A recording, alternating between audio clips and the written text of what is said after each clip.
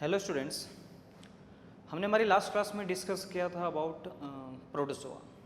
हम लोग डिस्कस कर रहे थे कि एनिमल किंगडम में हम लोग एनिमल्स को किस बेसिस पर क्लासिफाई कर सकते हैं। उसके कुछ हमने बेसिस भी लिए थे, like the level of organisation, like symmetry, like germinal layers, कितनी नंबर ऑफ जर्म लेयर्स हैं, उसके अलावा digestive tract, circulatory system, coelom, ऐसे कुछ कैरेक्टर्स हम लोगों ने लिए थे जो बेसिक कैरेक्टर्स हैं जिनके बेसिस पर आप क्लासिफाई कर सकते हो ऑर्गेनिज्म को, कि किसी भी एनिमल को किस बेसिस पर ये बोला जाए कि ये इससे डिफ्रेंशिएट करता है या इसके सिमिलर है।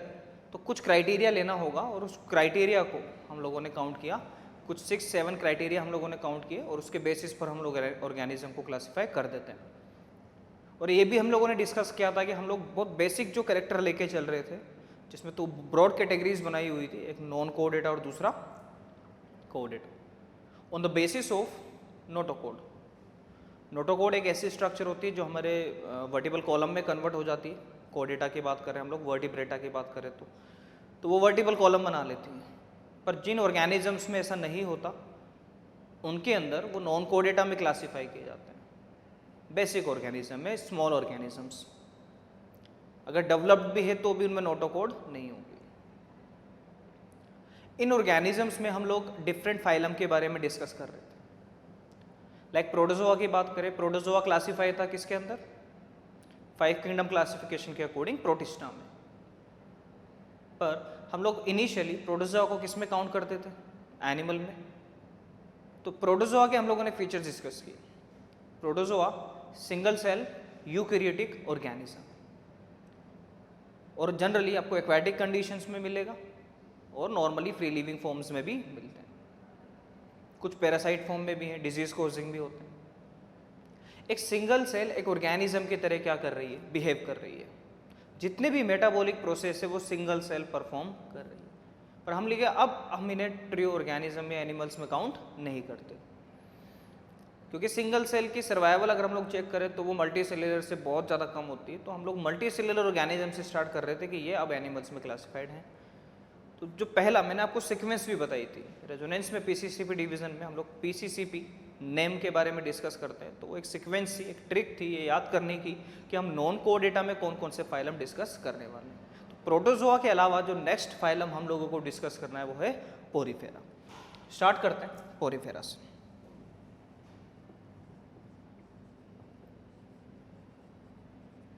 Phylum Porifera.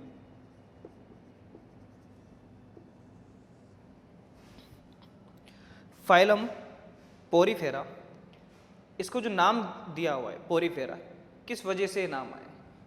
पोरीफेरा का मतलब ऐसे ऑर्गेनिजम्स जिनकी बॉडी पर क्या बने होते हैं? पोर्स होते हैं।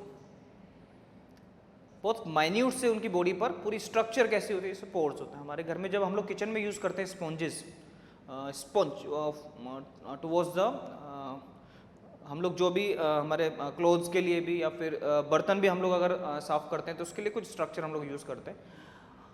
उसमें से डिफरेंट पोर्स देखे होंगे। कुछ इस तरीके की बॉडी इन ऑर्गेनिजम्स की होती हैं।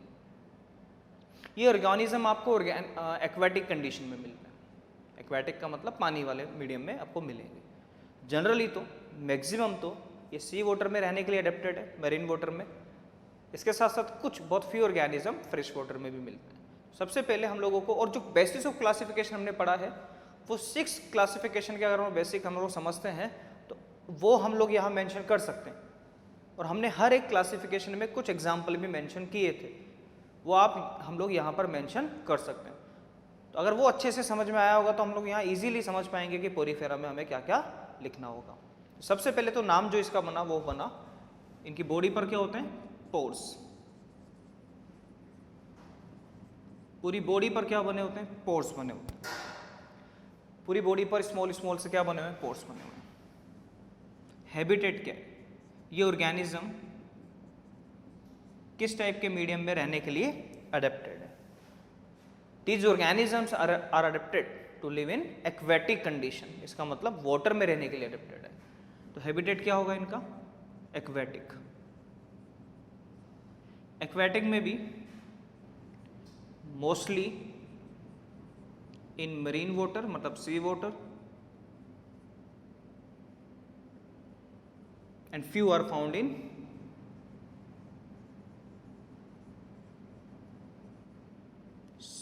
fresh water. कुछ ऑर्गेनिज्म फ्रेश वाटर में रहने के लिए अडेप्टेड होते हैं. इनकी बॉडी पर जो पोर्स बने होते हैं, हम लोग अगर सर्कुलर फॉर्म में भी समझें, स्ट्रक्चर देख लेते हैं कि जो ऑर्गेनिजम्स हैं उनके पोर्स उनकी बॉडी पर बने हुए हैं.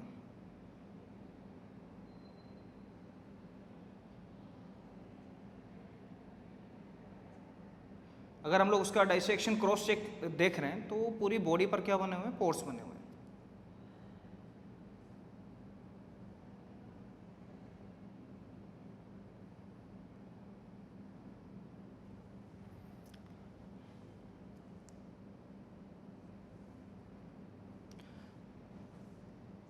Different pores. These pores are called as ostia. In organisms में एक्वेटिक कंडीशन में मिलते हैं, बहुत बेसिक से ऑर्गेनिज्म है. इन ऑर्गेनिज्म में वाटर का कंडक्शन होता है. इसका मतलब जैसे स्पॉन्जेस में होता है पानी एंटर कर जाता है, स्पॉन्ज जो हम लोग यूज़ करते हैं, वैसे ही इन ऑर्गेनिज्म के अंदर भी पानी क्या करता है, इनकी बॉडी में एंटर करता है. और उस पानी के थ्रू, उस वाटर के थ्रू ही ये लोग, ये जो ऑर्गेनिज्म है, ये अपना हर एक मेटाबॉलिक प्रोसेस, ऑलमोस्ट हर एक मेटाबॉलिक प्रोसेस क्या करते हैं, कंप्लीट कर लेते हैं. तो एंट्री जो होती है वो ओस्टिया के थ्रू होती है. डिफरेंट जो पोर्स हैं, जैसे वाटर की जो एंट्री होगी वो ओस्टिया के through. This pores are called as ostia. और जो अल्टीमेटली वाटर है उसको एक पाथवे से बाहर निकलना होगा, तो वाटर जो होता है वो डिफरेंट पोर्ट से एंटर करता है और एक सिंगल पोर्ट से बाहर की तरफ फिर से इन्वायरमेंट में मूव कर जाता है. सिंगल पोर को हम लोग बोलते हैं ओस्क्यूलम. तो वाटर डिफरेंट पोर्ट से क्या करेगा, बॉडी के अंदर एंटर करेगा. वाटर का बड़ा इंपॉर्टेंट रोल है इन ऑर्गेनिजम्स में. बहुत बेसिक से ऑर्गेनिज्म है, कुछ खास डेवलप्ड स्ट्रक्चर इनके पास नहीं होती. तो इन ऑर्गेनिजम्स में इन पोर्स का बड़ा सिग्निफिकेंट रोल है. वो हर एक कंडक्शन के लिए, लाइक ट्रांसपोर्टेशन और एक्सक्रीशन और the conduction of gametes, nutrition also, हर चीज़ के लिए इन्हें इस पानी वाले सिस्टम पर ही डिपेंड होना पड़ता है कि वाटर एंटर करेगा बॉडी के अंदर, तब जाके ये वो अपने जितने भी मेटाबॉलिक प्रोसेस है उन्हें कंप्लीट कर पाएंगे. तो जैसे वाटर एंटर करता है तो ओस्कुलम से फिर उसे बाहर भी निकलना होता है, क्योंकि एक्सक्रीटरी प्रोडक्ट को तो रिमूव ऐसे ही करना होगा, अनडाइजेस्टेड फूड को रिमूव ऐसे ही करना होगा. तो ये पानी के थ्रू सारी चीज़ें वापस से बाहर निकाल दी जाती है एक सिंगल पोर के थ्रू, जिसे बोला जाता है ओस्कुलम. ओस्टिया नंबर ऑफ होस्ट हैं, मल्टीपल ओस्टियाज होते हैं, और ओस्कुलम सिंगल एक पोर लाइक स्ट्रक्चर होती है. इन ऑर्गेनिजम्स में हम जो बेसिस ऑफ क्लासिफिकेशन ले रहे थे उसके अकॉर्डिंग ही हम लोग देखते हैं कि लेवल ऑफ ऑर्गेनाइजेशन क्या होगा.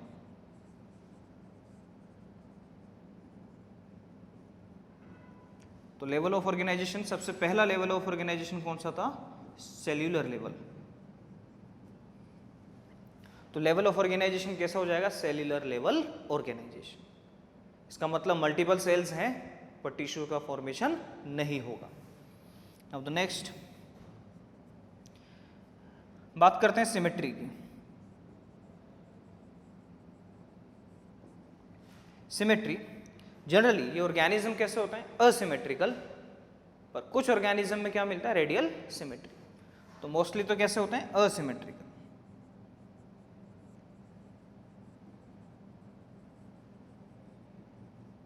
बट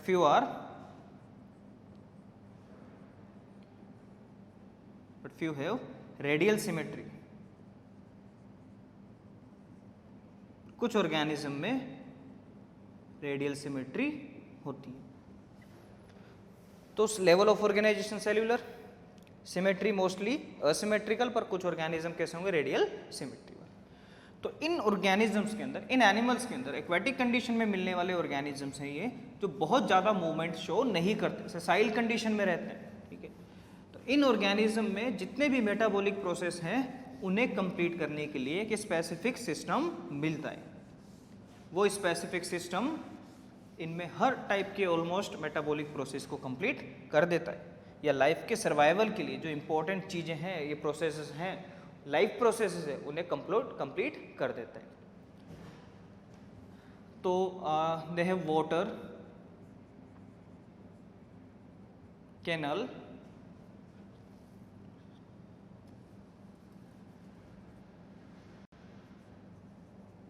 वाटर वेस्कुलर सिस्टम, यह वाटर वेस्कुलर सिस्टम। तो कंडक्शन के लिए इनके पास एक वाटर वेस्कुलर सिस्टम है, कंडक्टिव सिस्टम है, जो हर एक टाइप के कंडक्शन का काम कर देता है। बहुत बेसिक ऑर्गेनिज्म जिनमें ब्लड, ट्रांसपोर्टेशन मीडियम, ये सारी चीज़ें नहीं होती हैं। इनमें ये जो वाटर वेस्कुलर सिस्टम है, it helps in transportation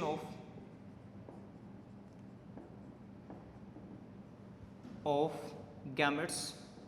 Gametes are responsible for reproduction, then nutrition, excretion, ये जितने भी प्रोसेसेस हैं उनके लिए रिस्पॉन्सिबल कौन सा सिस्टम होता है? Water vascular system. Water body में एंटर करेगा, उसके साथ जितने भी न्यूट्रिएंट्स हैं, रिस्पॉन्सिबल जो न्यूट्रिएंट्स हैं जो एनर्जी प्रोवाइड करेंगे वो भी एंटर कर जाएंगे, ये ऑर्गेनिज्म उन्हें कंज्यूम करेंगे, देन उसको बॉडी से रिमूव कर देंगे अनडाइजेस्टेड फूड को। तो यहाँ पर ये प्रोसेस कंप्लीट करने के लिए यूनिक फीचर है इसका, ये वाटर वेस्कुलर सिस्टम मिलता है। उसके बाद नेक्स्ट बेसिस ऑफ क्लासिफिकेशन में हमने क्या डिस्कस किया था? Number of germinal leads. उस टाइम पर हम लोगों ने डिस्कस भी किया था कि जब जर्मिनल लेयर्स की बात आती है तो हमें ये सोचना होगा कि जो ऑर्गेनिज्म है वो कब बना। सबसे पहला ऑर्गेनिज्म हम लोग इसको एनिमल में काउंट कर रहे हैं और कंडीशन थी 2 जर्मिनल लेयर्स, या तो 2 हो सकती है या फिर 3, डिप्लोब्लास्टिक एंड ट्रिप्लोब्लास्टिक। यहाँ सबसे पहला ऑर्गेनिज्म एनिमल की फॉर्म में, तो फिर ये ऑर्गेनिज्म भी कैसा होगा? डिप्लोब्लास्टिक। डिप्लोब्लास्टिक का मतलब 2 जर्म लेयर। और मेंशन भी किया था दोनों जर्म लेयर कौन कौन सी थी? Ectoderm and endoderm. Ectoderm it is called as pinacoderm in case of poriferum, and the innermost endoderm it is called as coanoderm. coanoderm, इस coanoderm का एक बड़ा इंपॉर्टेंट रोल है इस ऑर्गेनिज्म के सर्वाइवल के लिए। ये coanoderm सबसे इनरमोस्ट लाइनिंग है उस ऑर्गेनिज्म की। जैसे मान लेते हैं कि कुछ इस तरीके से एक ऑर्गेनिज्म था, ये सबस्ट्रेट पे रहने के लिए अडेप्टेड है, देन दूसरा एक ऑर्गेनिज्म यहाँ है, ये ऑर्गेनिज्म जिनकी पूरी बॉडी पर क्या बने हुए हैं? पोर्स बने हुए हैं। तो पानी यहाँ से एंटर करेगा, सबस्ट्रेट से अटैच है पानी, फिर ऑस्कुलम से मूव कर जाएगा बाहर की तरफ। तो इन ऑर्गेनिज्म में कितनी जर्मिनल लेयर्स हैं? 2। लोग इसको ऐसे डिनोट कर सकते हैं कि 2 जर्मिनल लेयर्स हैं, outer one is pinacoderm and the inner one is choanoderm. Choanoderm में कुछ स्पेसिफिक सेल्स होती हैं, कोआनोडर्म कुछ स्पेसिफिक सेल्स होती हैं। तो कोआनोडर्म हैव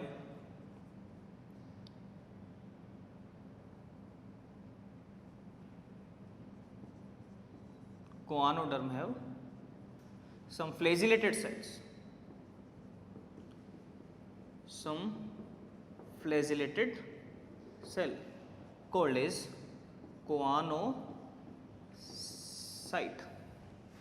क्या रोल है इन फ्लैजिलेटेड सेल्स का?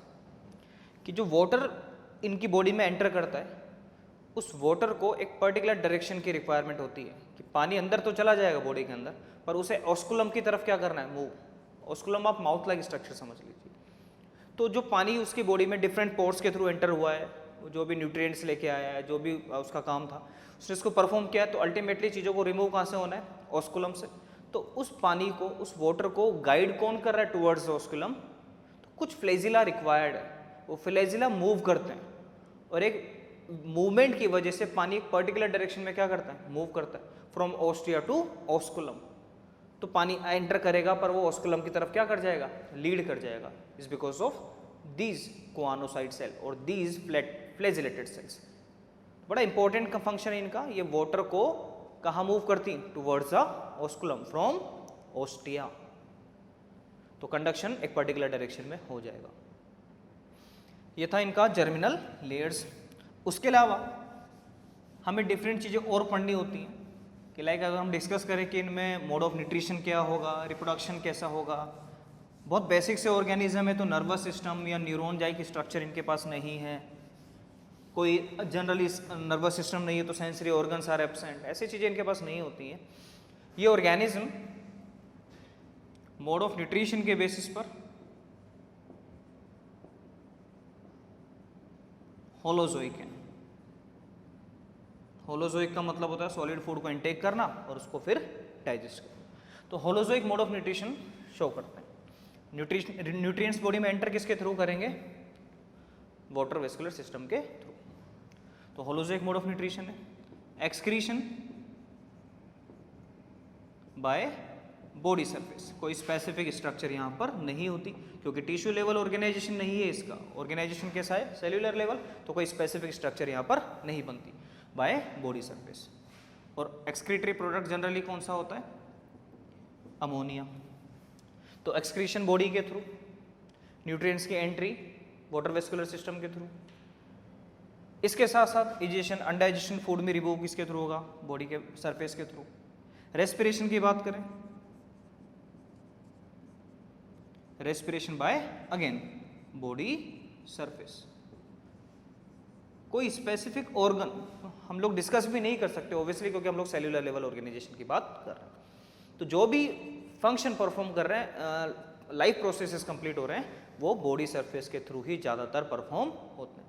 तो ऑर्गेनिज्म, कुछ स्पॉन्ज जैसा ऑर्गेनिज्म आपको पानी के अंदर मिलेगा, वो ऑर्गेनिज्म जिनमें मल्टीपल पोर्स हैं, पानी उन पोर्स में एंटर करेगा, एक सिंगल पोर से बाहर निकलेगा। उसके अलावा उस पानी के साथ साथ न्यूट्रिएंट्स और एक्स्ट्रा जो भी ट्रांसपोर्टेशन का काम है वो भी वही कंप्लीट करेगा। सेल्स जो होंगी वो दो लेयर्स में अरेंज हैं, एक्टो एंड एंडो। एंडो को क्या बोलते हैं? कोआनोडर्म। एक्टो को पिनेकोडर्म। कोआनोडर्म में कुछ स्पेशल सेल्स हैं, फ्लैजिलेटेड सेल्स, वो वाटर को एक पर्टिकुलर डायरेक्शन में लीड करती है। इसके अलावा mode of nutrition holozoic, excretion bye body surface, respiration is also bye body surface, कोई स्पेसिफिक स्ट्रक्चर नहीं होती। फर्टिलाइजेशन की बात करें कि ऑर्गेनिज्म रिप्रोड्यूस कैसे करेगा, तो रिप्रोडक्शन होगा asexual as well as sexual, both.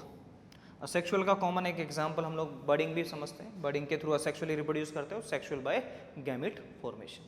दोनों टाइप का रिप्रोडक्शन उनके अंदर होगा। Conduction of gamete is also of water vascular system. Example देखते हैं कि कौन से ऑर्गेनिज्म पोरीफेरा से बिलोंग करते हैं। तो हर ऑर्गेनिज्म जो पोर्स वाली स्ट्रक्चर है ज़्यादातर, तो लाइक स्पॉन्जेस या स्पॉन्जिला, साइकोन, यूप्लेक्टेला।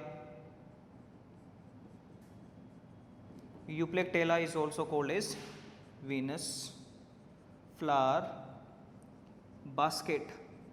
ये एक ऐसा ऑर्गेनिज्म है जिसे जापान में ब्राइडल गिफ्ट की फॉर्म में यूज़ किया जाता है। यूप्लेक्टेला एक गिफ्ट की फॉर्म में दिया जाता है, ब्राइडल गिफ्ट की फॉर्म में यूप्लेक्टेला। एक ब्यूटीफुल सा एक ऑर्गेनिज्म है, उसे वीनस फ्लावर बास्केट बोलते हैं, जो ऑर्गेनिजम्स को दिया जाता है। Sponges, spongilla, sycon, euplectella, these are the example of porifera. Next phylum कौन सा है? सिलेंट्रेटा। तो पोरीफेरा के बाद हम लोगों को डिस्कस करना है सिलेंट्रेटा। सिलेंट्रेटा हर एक फाइलम का जो नाम गिवन है, सिलेंट्रेटा के साथ साथ उससे बोला जाता है निडेरिया। तो एक रीजन होता है एक नाम देने का, लाइक द पोरीफेरा का मतलब क्या था? Pores on the body. Similarly Coelenterata का या फिर निडेरिया का भी हमें मतलब समझना होगा। तो सेकंड कौन सा पढ़ना है हम लोगों को? सिलेंट्रेटा, और यू कैन से निडेरिया। तो बड़ा ही कॉमन एक एग्जांपल है इसका, हाइड्रा। हम सभी लोग अवेयर होते हैं उससे, एक एक्वेटिक ऑर्गेनिज्म हाइड्रा। तो हाइड्रा में या सिलेंट्रेटा की बात कर रहे हैं, निडेरिया की बात कर रहे हैं, ये नाम क्यों दिया गया? Coelenterata, Cnidaria. निडेरिया का मतलब ऐसा ऑर्गेनिज्म जिनमें कुछ स्पेशल स्टिंगिंग सेल्स होती हैं। स्टिंगिंग का मतलब कि ऐसी सेल्स जो किसी पर्टिकुलर ऑर्गेनिज्म को किल कर सकती है, छोटे ऑर्गेनिजम्स को। कुछ टॉक्सिक मटेरियल्स उनके पास होते हैं। These cells are called as cnidocyte या नीडोब्लास्ट सेल, उसकी वजह से नाम आएगा निडेरिया। और एक सिलेंट्रोन कैविटी इनके पास होती है, इस वजह से नाम आया उनका सिलेंट्रेटा। तो सबसे पहले हैबिटेट की बात करें कि ये ऑर्गेनिज्म हमें कहाँ मिलेगा। तो हैबिटेट एक फ्लो हम लोग फॉलो कर लेते हैं, उस फ्लो के अकॉर्डिंग हम लोग हर फाइलम को पढ़ते चले जाएंगे। हैबिटेट सबका डिस्कस कर लेते हैं, जो भी हमने बेसिस ऑफ क्लासिफिकेशन पढ़ा था वो भी डिस्कस कर लेते हैं। तो हैबिटेट की बात करें तो अगेन एक्वेटिक, कंडीशन भी mostly marine water organism and some are fresh water.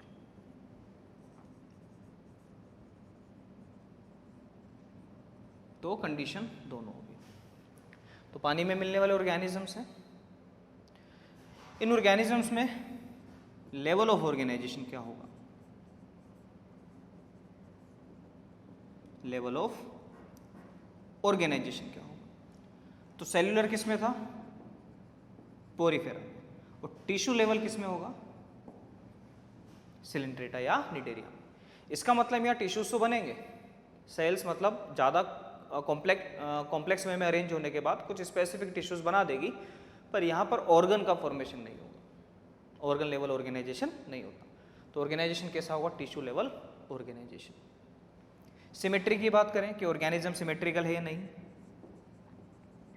तो ऑर्गेनिज्म कैसे होते हैं? Symmetrical. And the symmetry is radial symmetry. Symmetry कैसी होगी? रेडियल। ऑर्गेनिज्म सिमेट्रिकल है, इसका मतलब सिमेट्री है उनके पास, और सिमेट्री भी कैसी होती है? Radial symmetry. रेडियल सिमेट्री का मतलब कि ऑर्गेनिज्म को किसी भी प्लेन से डिवाइड करें तो उसके हमें मल्टीपल पार्ट्स, सिंगल प्लेन में दो पार्ट में, इक्वल पार्ट में वो डिवाइड हो जाएगा। प्लेन कितने हो सकते हैं? मल्टीपल प्लेन हो सकते हैं। तो रेडियल सिमेट्री होती है। Symmetry is radial, level of organisation is tissue level, और हैबिटेट क्या होगा? एक्वेटिक, पानी के अंदर मिलता है। स्पेसिफिक फीचर निडेरिया नाम क्यों दिया हुआ है? तो हम वहाँ पर पहुँचते, सबसे पहले डिस्कस करते हैं कि निडेरिया नाम क्यों दिया हुआ है। उससे पहले जर्मिनल लेयर्स कितनी होंगी? Number of germinal layers. तो बेसिस ऑफ क्लासिफिकेशन में हम लोगों ने डिस्कस किया था कि जर्मिनल लेयर्स कितनी होंगी? सिलेंट्रेटा में भी या निडेरिया में भी 2 जर्मिनल लेयर्स। तो जर्मिनल लेयर्स के अकॉर्डिंग कैसा ऑर्गेनिज्म है? ये भी डिप्लोब्लास्टिक ऑर्गेनिज्म। जर्मिनल लेयर्स कितनी है टोटल? 2। अगेन वही एक्टोडर्म एंड एंडोडर्म। इन दोनों जर्मिनल लेयर्स के बीच में कुछ लिक्विड कंपोनेंट प्रेजेंट होगा which is called as mesoglea, and उसमें कुछ न्यूरॉन्स और ये सारी स्ट्रक्चर होती हैं। Endoderm it is called as gastrodermis. Ectoderm is called as epidermis and endoderm is called as gastrodermis. तो यहाँ पर गैस्ट्रोडर्मिस बनी हुई किससे है? एंडोडर्म से। और एपिडर्मिस किसका पार्ट है? एक्टोडर्म का। एक बार ऑर्गेनिज्म समझते हैं, उसके बाद उस नाम का मतलब समझ में आएगा। जैसे हाइड्रा, हाइड्रा में कुछ इस तरीके की स्ट्रक्चर्स बनी होती हैं which are called as tentacles.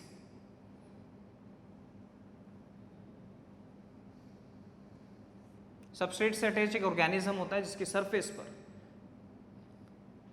कुछ स्ट्रक्चर्स बनी हुई है एंड एक कैविटी। ये जो सरफेस, ये जो फिंगर लाइक प्रोजेक्शंस हम लोग देख रहे हैं, these finger like projections are called as tentacles. हम लोग हाइड्रा के बारे में डिस्कस कर रहे हैं। These finger like projections are called as tentacles. These projections are called as tentacles. एक कैविटी बन चुकी है which is lined by gastrodermis, this one.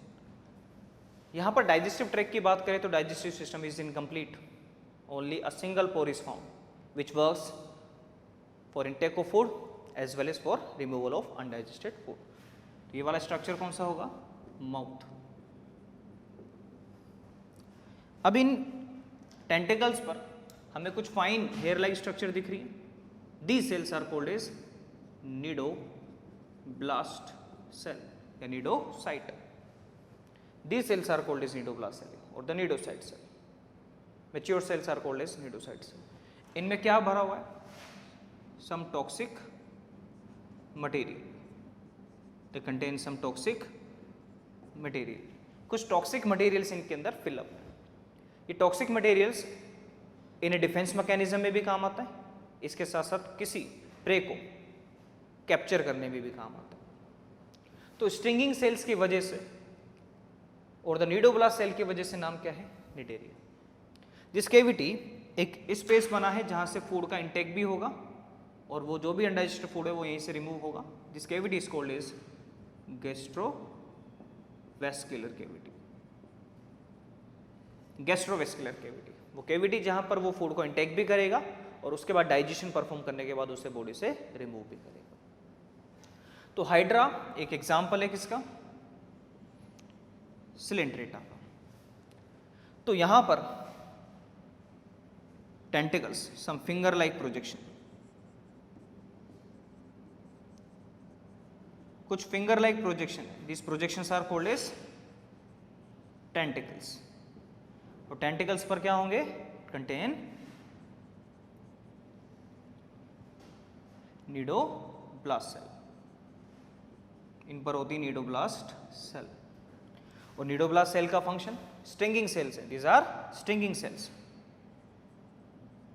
Cnidoblast cells are the type of stinging sales.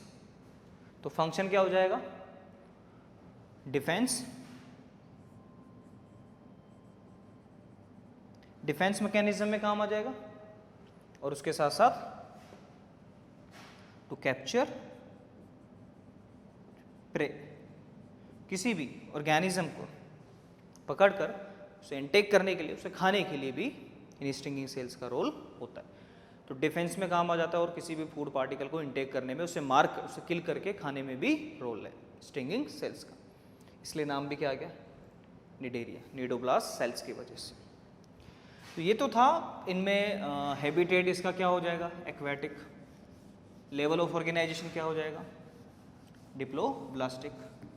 कितनी germinal layers हैं, 2, ecto and endo. Ecto को क्या बोला जाएगा, एपिडर्मिस. एंडोडर्म को बोला जाएगा गैस्ट्रोडर्मिस. और यहाँ पर कुछ फिंगर लाइक प्रोजेक्शंस हैं, these finger like projections are called as tentacles. और टेंटिकल्स पर कुछ स्टिंगिंग सेल्स हैं, these cells are called as cnidoblast cell. उनका फंक्शन है डिफेंस मैकेनिज्म में काम आना, उसके साथ साथ किसी भी प्रे को कैप्चर करना. उसके अलावा और चीज़ें हम लोग डिस्कस कर लेते हैं, like digestive tract is incomplete. इसका मतलब only a single pore is found which works as a mouth as well as an anus. Mode of nutrition,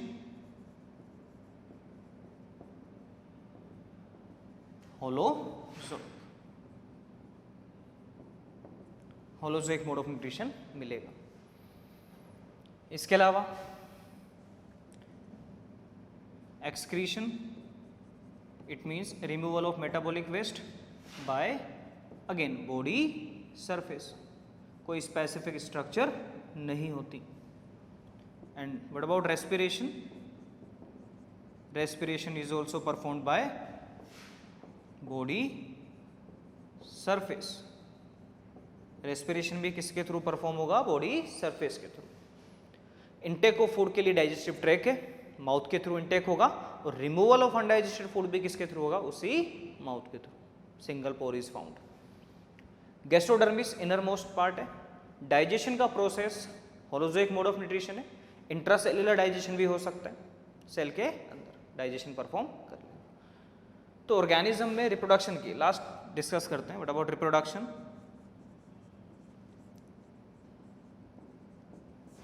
reproduction के बेसिस पर asexual and sexual both. Asexual generally by bud formation, like in case of hydra bud का formation होगा और वो एक asexual mode of reproduction. Sexual again by gamete formation, gametes का formation होगा और वो फ्यूज होने के बाद एक इंडिविजुअल ऑर्गेनिज्म को बना लेगा. तो इनमें यूनिक फीचर अगर पूछा जाए, पोरीफेरा का यूनिक फीचर क्या था, वाटर वेस्कुलर सिस्टम. क्योंकि वाटर वो पोर्स के थ्रू उसमें सारे मेटाबॉलिक प्रोसेस को ऑलमोस्ट कंप्लीट कर रहा है या लाइफ प्रोसेस को ऑलमोस्ट कंप्लीट कर रहा है. यहाँ पर यूनिक फीचर क्या है, जो उसका नाम है नीडोब्लास्ट सेल की वजह से निडेरिया. तो नीडोब्लास्ट सेल्स की वजह से स्ट्रिंगिंग सेल्स हैं, तो डिफेंस में और कैप्चर प्रेम को कैप्चर करने में उसका रोल होगा. रेस्पिरेशन, एक्सक्रीशन, ये सब बॉडी सरफेस के थ्रू होगा. इसके अलावा tentacles, some finger like projections हैं। जितने ज़्यादा प्रोजेक्शंस होंगे उतने ही स्टिंगिंग सेल्स हो जाएंगी, क्योंकि एरिया बढ़ जाएगा सरफेस एरिया, और जितनी ज़्यादा स्टिंगिंग सेल्स होगी उतना ही बेटर परफॉर्म कर पाएगा ऑर्गेनिज्म। एग्जाम्पल की बात करें तो एक एग्जाम्पल तो हम लोग डिस्कस कर रहे हैं hydra, second one is jellyfish. Jellyfish को इंपॉर्टेंट याद रखना होगा, क्योंकि हम लोग फिश मेंशन करते हैं पर ये कोई एक्चुअल फिश नहीं है। क्वेश्चन पूछा भी जाता है कि इनमें से कौन से ऑर्गेनिज्म एक ट्रू फिश नहीं है, तो उसमें अगर आपको जेली फिश ऑप्शन में मिलता है तो वो आंसर है, क्योंकि वो सिलेंट्रेटा से बिलोंग करता है, वो फिश नहीं है। इसके अलावा physalia, physalia it is also called as Portuguese man of war, Portuguese man of war, physalia. Obelia also, different organisms इस फाइलम से बिलोंग करते हैं। तो ये तो था हमारा 2 फाइलम के बारे में हम लोगों ने डिस्कस किया, पोरीफेरा एंड सिलेंट्रेटा। नेक्स्ट जो फाइलम है वो हम लोग हमारी नेक्स्ट क्लास में डिस्कस करेंगे। For today thank you.